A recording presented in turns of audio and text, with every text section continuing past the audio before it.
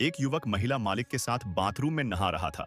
ऊपर से गिरा हुआ पानी भी बर्बाद नहीं होना चाहिए, ऐसा नियम था वहां का।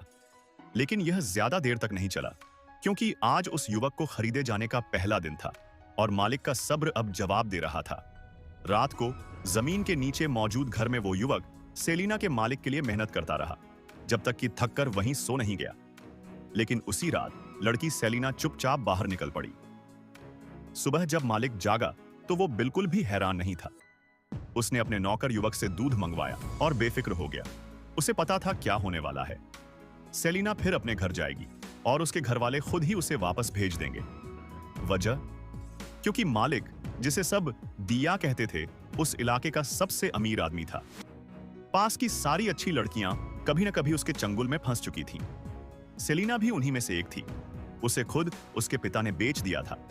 उधर सेलिना के पिता को आधी रात को आवाजें सुनाई दी।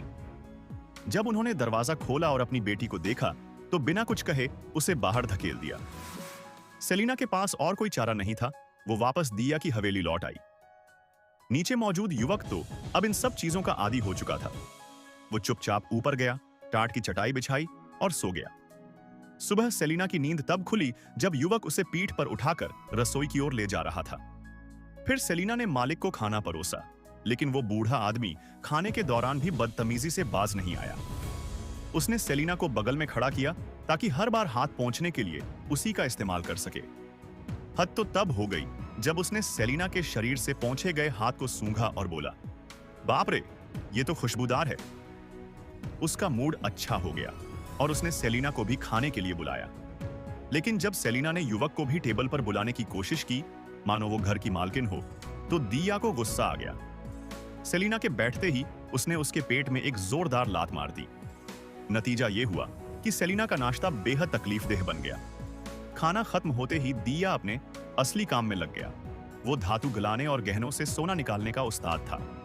वो गांव वालों से सस्ते दामों पर जेवर खरीदता और फिर उन्हें गलाकर सोने की ईंटें बनाता।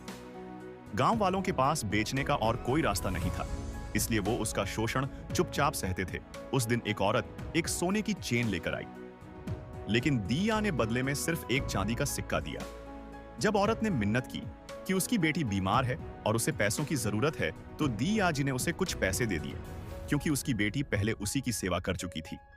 समय बीतता गया। सेलिना बाहर से तो विनम्र दिखती रही, लेकिन अंदर ही अंदर वो दिया जी का भरोसा जीतने में लगी रही। एक रात दिया ने उसे छुपे हुए खजाने की चाबी दिखाई और एक खूबसूरत हार भी तोहफे में दी। अब वो सेलिना को बाजार ले जाने लगा।